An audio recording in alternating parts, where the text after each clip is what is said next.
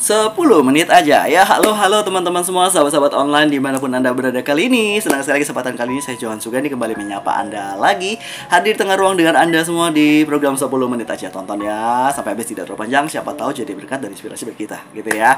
Nah teman-teman, wah ini masih nuansa Natal ya. Baru saja kita merayakan Natal, masih dalam nuansa Natal juga ya, sambil menyambut tahun baru.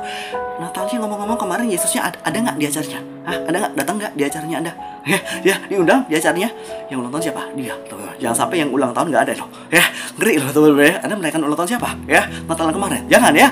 Yesusnya harus ada. Pastikan Yesus hadir di tengah-tengah kita, teman-teman. Pastikan Yesus ada dalam hidup kita juga, lahir di hidup kita, menjadi Tuhan dan Juru Selamat dalam setiap kehidupan kita. Amin ya. Temukan Dia dalam setiap momen-momen kehidupanmu, teman-teman. Ya. Oke, teman-teman.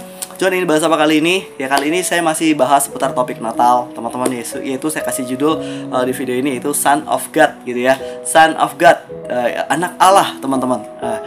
Tentu ini merujuk pada pribadi Yesus Kristus ya. Pribadi ini dijelaskan dalam Alkitab merujuk pada pribadi Yesus Kristus, teman-teman ya. Dan teman-teman, kenapa sih Yesus disebut anak Allah, teman-teman gitu ya? Banyak orang berpikir ya, apakah Allah itu menikah lalu Allah punya anak gitu ya? Apakah Allah seperti itu sehingga Allah beranak lalu Yesus disebut anak Allah ya? Teman-teman, Alkitab sama sekali tidak pernah mengajarkan itu ya. Jadi Allah tidak pernah beranak. Yes, setuju saya sama Anda. Ya, Allah tidak beranak, betul sekali. Saya setuju. Alkitab pun tidak pernah mengajarkannya demikian, teman-teman ya. Jadi pengertian kenapa Yesus disebut anak Allah, teman-teman ya. Pengertian Yesus disebut anak Allah kenapa, teman-teman? Nah, saya intermezzo dulu nih. Kalau saya tanya sama Anda, misalnya ya teman-teman ya, saya dan Anda, Johan, adalah anak manusia. Johan, anak manusia, teman-teman. Berarti saya adalah manusia. Setuju? Ya. Saya anak manusia, Johan adalah anak manusia. Berarti saya ada hakikat, saya adalah seorang manusia ya. Lalu kalau misalnya Yesus anak Allah, teman-teman, berarti Yesus adalah Allah, teman-teman ya. Ya, kenapa Yesus disebut anak Allah? Ini menggambarkan sebuah gelar ya. Jadi kenapa Yesus disebut anak Allah? Ini bicara tentang sebuah gelar, bukan berbicara secara jasmani seolah-olah Allah itu menikah lalu punya anak beranak. Tidak sama sekali ya, tidak sama sekali. Alkitab tidak pernah mengajarkannya demikian. Saya setuju deh kalau Anda ngomong begitu ya. Memang Allah tidak beranak gitu itu ya.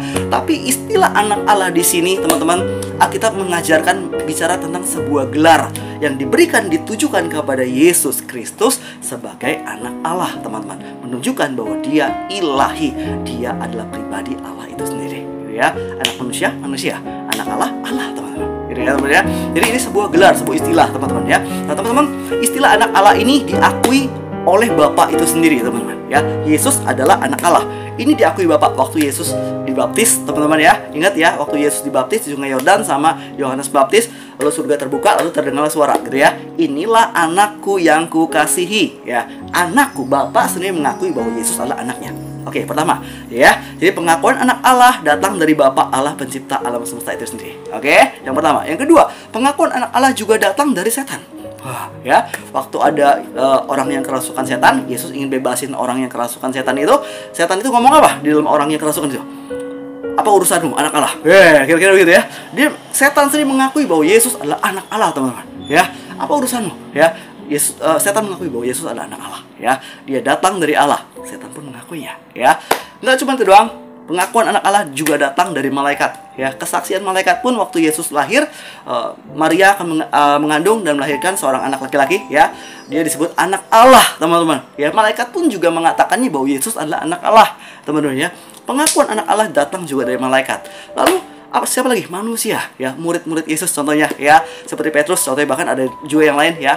Petrus pun mengakui bahwa Yesus adalah Mesias, anak Allah, teman-teman ya. Anda tahu waktu zaman Yesus hidup, teman-teman, waktu Yesus ditanya sama imam besar ya, imam besar ditanya, apakah engkau anak Allah ya, waktu diadili, teman-teman ya, apakah engkau anak Allah ya, lalu engkau sendiri mengatakannya, kata Yesus bilang gitu ya, teman-teman ya. Lalu waktu itu imam besar marah, teman-teman ya. Imam besar marah. Kenapa imam besar marah dan menuduh Yesus dengan perkataan Yesus sendiri bahwa anak Allah, teman-teman ya, itu seolah-olah bahwa Yesus sedang menyamakan dirinya dengan Allah ya.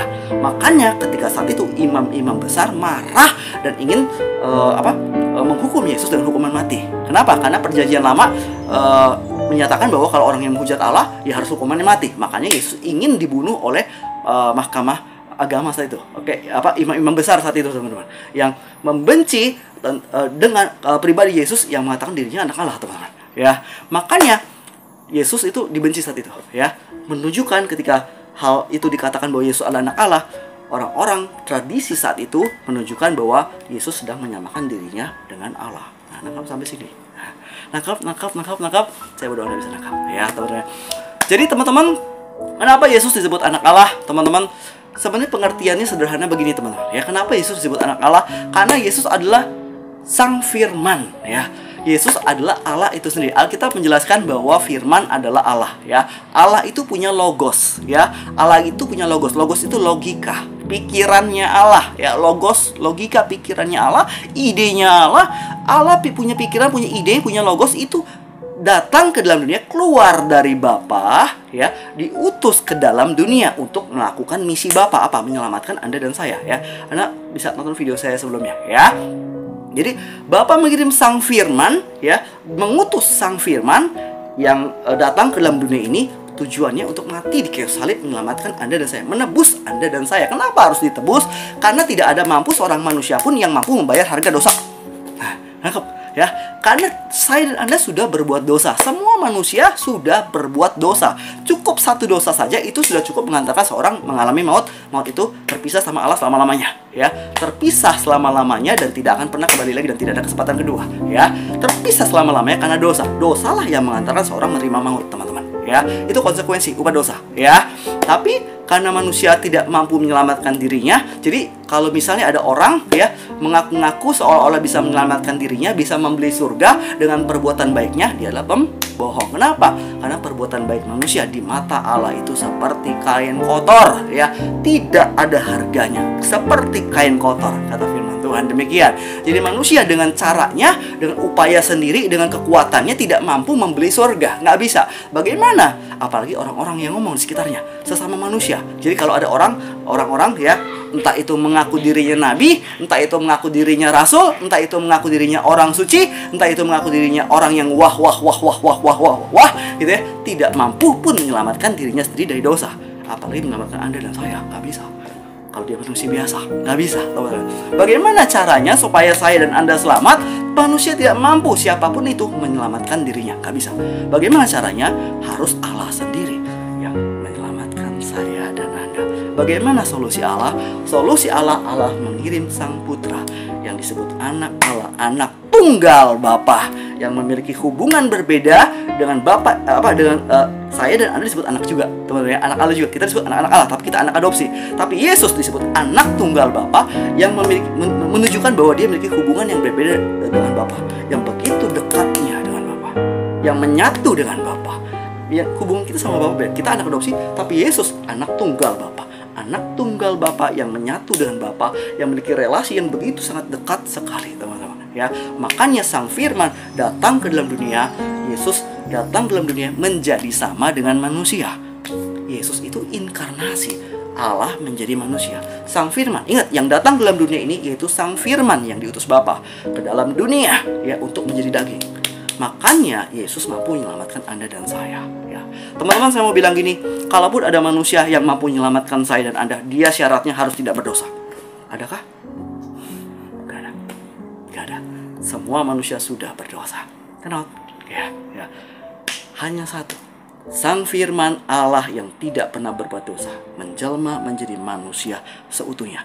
Dan manusia seutuhnya itu berdiam di dalam diri Yesus Kristus, anak tunggal Bapa yang kita kenal. Di dalam dialah ada keselamatan. Dialah manusia yang sempurna, benar-benar manusia seperti kita, sama, kosong dirinya, meninggalkan keilahiannya, mengosongkan dirinya, ya.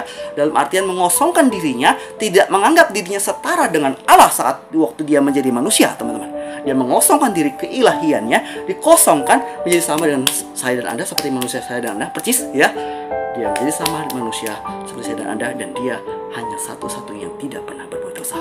Kalaupun ada manusia yang mampu menyelamatkan saya dan Anda, harus manusia tidak berdosa, dan itu Yesus.